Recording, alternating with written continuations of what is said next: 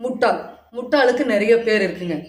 அறிவிலி, மாக்கான், மடையன், மந்தமானவன், மூடன், அறிவு கெட்டவன் அப்படின்னு சொல்லி நிறைய பேர்கள் இருக்கு. நான் பிடிச்ச முயலுக்கு 3 கால் தான் அப்படின்னு சொல்லி பிடிவாதம் பிடிக்கிறவங்க முட்டாள்கள். அவங்க கிட்ட புத்திசாலித்தனம் இருக்காது. அறிவே இருந்தாலும் சரியான நேரத்தில் பயன்படுத்த மாட்டாங்க. மூளை கொண்டு ஃப்ரிட்ஜில் ஃப்ரீசரில் வச்ச மாதிரி வச்சுருவாங்க.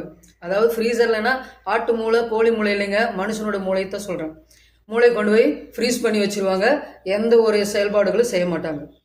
அறிவில்லாதவர்கள், புத்தியீனமாய் பேசுகிறவர்கள், பகுத்தறியும் திறன் இல்லாதவர்கள், சரியான முடிவுகளை சரியான நேரத்தில் எடுக்காமல் இருக்கிறவங்க, இழிவான குணம் கொண்டவங்க, நான் தான் எனக்குத்தான் எல்லாமே தெரியும் அப்படிங்கிற எண்ணம் உடையவங்க, பெருமையுடையவங்க, கர்த்தருக்கு விரோதமாக நடக்கிறவங்க, பெற்றோர்களுடைய பேச்சை கேட்காதவர்கள், ஞானங்கிறதுவே யூஸ் பண்ணாமல் இருக்கிறவங்களுக்கு பேர் தான் முட்டாள்னு சொல்லப்படுது.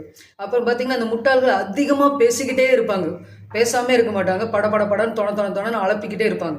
அதான் வேதாந்தத்தில் நீதிமொழிகள் 10ஆம் அதிகாரம் 8வது வசனத்தில் மூடன் அளப்பு வாயோடு இருக்கிறான்னு சொல்லி வேதத்தில் வாசிக்கிறாங்க. இப்போ நம்முடைய